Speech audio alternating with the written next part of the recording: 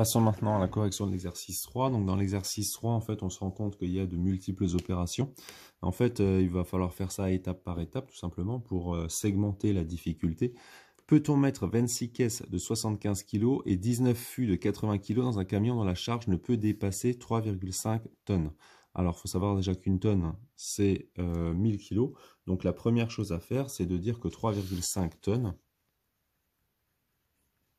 c'est tout simplement 3500 kg. Maintenant qu'on a fait ça, on va déjà commencer par voir combien pèsent les 26 caisses. Donc, la masse des 26 caisses, c'est la masse d'une caisse fois le nombre de caisses. Donc ici, c'est un peu le même principe que prix total égale prix unitaire fois quantité. Donc quand on regarde, on a donc 75 fois 26.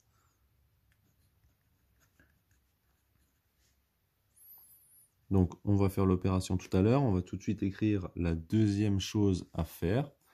Donc pour connaître ici la masse des 19 fûts, c'est la masse d'un fût fois le nombre de fûts. Donc pareil, ici on va faire 80 fois 19. Donc quand on calcule ici, 75 fois 26, alors 6 fois 5, 30, 0, je retiens 3, 6 fois 7, 42 et 3, 45, 2 fois 5, 10, 0, je retiens 1, 2 fois 7, 14 et 1, 15, 0, 5, 9, 1, donc on a 1950 kg ici. On va faire la même chose avec le deuxième. 9 fois 0, 0, 9 fois 8, 72, 1 fois 0, 0, 1 fois 8, 8, 0, 2, 15, donc ça fait 1520. Et donc maintenant, il suffit d'additionner simplement les deux. Donc, poids total, ou masse totale. Donc ici, quand on regarde, on a 1950 kg plus les 1520 kg. Donc pareil, on peut poser l'opération.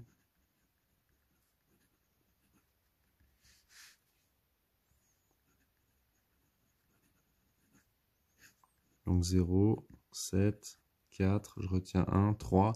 Donc ça fait 3470 kg. Donc évidemment, maintenant que vous avez la masse totale, on peut écrire comme 3470 kg est plus petit que 3500 kg. Donc la charge totale du camion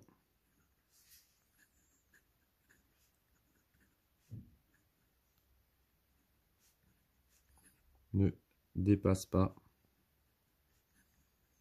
3,5 tonnes. Donc ici, on sait qu'on est dans les clous. Alors évidemment, ici, on aurait pu écrire masse des 26 caisses